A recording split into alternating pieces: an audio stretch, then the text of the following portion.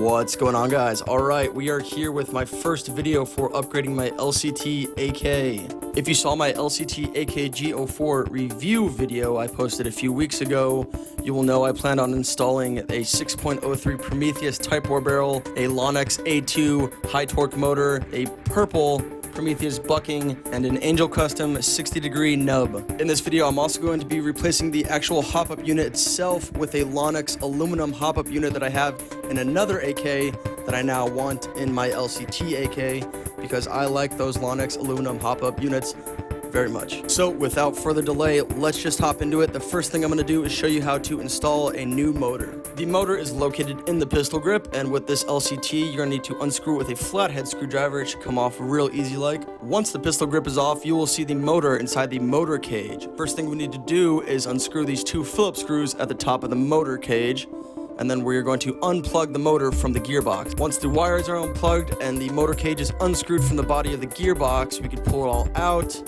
and you'll see here's the motor inside the motor cage, and there are two Allen screws that we need to loosen to open the motor cage and get the motor out. Once you have that open, you can take out the motor. It has the spring on the top, and then you will see a small flat metal disc that's at the bottom of the motor. You're going to want to hold on to that. Do not lose that.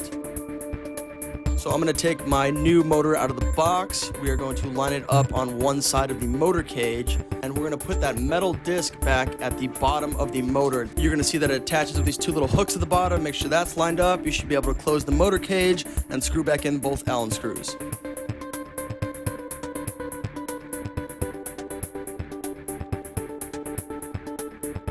From there, we're just going to screw back in those two Phillips screws, replug in the motor, and we'll be good to go. Pretty simple, huh?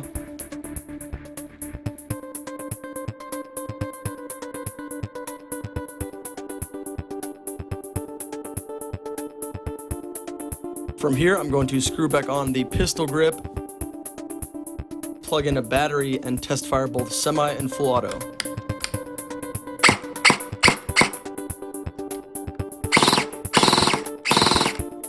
They're working great, so let's move on. Alright, moving on to the barrel, the hop-up, the bucking, and the nub. For this, we are just going to need some Allen keys and a little bit of silicone spray that I like to use. It just helps the barrel and the bucking slide into the hop-up unit. It's a pretty tight fit. First, I'm going to remove the top dust cover, and then we are going to remove the rear sight by flipping it up forward, and you could push it down and it should pop right out. And there's a little metal tab under there, and that should pop out easily as well. Next, we're going to take off the charging bolt. First step for doing that is loosening an Allen key that's in the dust cover release latch. When I do this step, I do not unscrew the screw all the way. I leave it in the release latch because you do not want to lose that. From there, we could take out the charging bolt rod and spring, and then moving your selector switch down, you should be able to pull off your charging bolt. Next, we are going to take off the front receiver. You do that by unscrewing two Allen screws right up here by the hop-up unit through this little hole, and one just behind it. The one behind it, you will need to turn your Allen key and use the shorter side to loosen it. Again, you don't want to lose these two Allen screws, so do not completely unscrew these.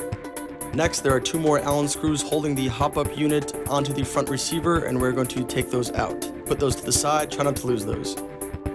When taking apart these parts of my AK, I like to put all the parts inside the dust cover. It's a nice little holding tray. Before sliding off the front receiver, you want to turn the hop-up unit all the way on, which means it's pushed all the way back so it does not get damaged when you're pulling it forward on the front receiver. So we will carefully pull the front receiver forward and take it off the body, and from there we could slide out the hop-up unit that has the inner barrel inside it. So, gathering all my new parts, first we are going to be putting in the new nub inside my other hop-up unit. I start this by turning the hop-up unit all the way off and then turning the hop-up unit upside down so I can see the hole where the nub is supposed to drop into. I like to spray a little bit of silicone spray inside the hop-up unit, not too much, it's just enough to make sure that the nub does not completely slide out when I'm trying to put it into place. If you watched my previous video where I upgraded the hop-up unit for my AK-47 AK, you will see some more in-depth shots of me putting in the new nub and bucking. Once you figured you have that completely in place where it's supposed to be, we'll move on to the barrel and bucking. Again, I like to spray just a little bit of silicone onto the barrel and onto the outside of the bucking nub so they both slide into the hop-up unit nice and easy.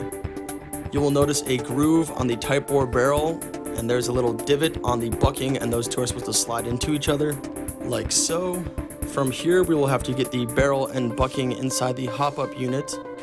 You're going to want to make sure the part of the barrel that has the groove in it is facing towards the top part of the hop-up unit, because that is the part where the barrel has a small square hole in it, where the bucking is going to come down through, make contact with the BB, giving it backspin, which is the hop-up effect.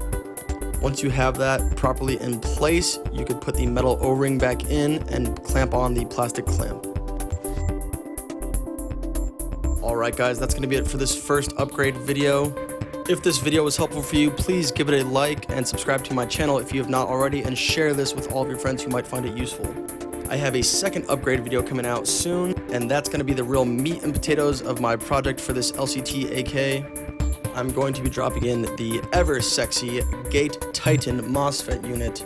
Whew, I'm excited for this one. At the time of me editing this video right now, I already have it complete, and I have been using my gun with that Mosfet inside it, and oh man, that thing is a beast. I honestly have no idea how I've been running my guns without a Mosfet unit like that this whole time. So again guys, please make sure to like and subscribe, and for now, till next time.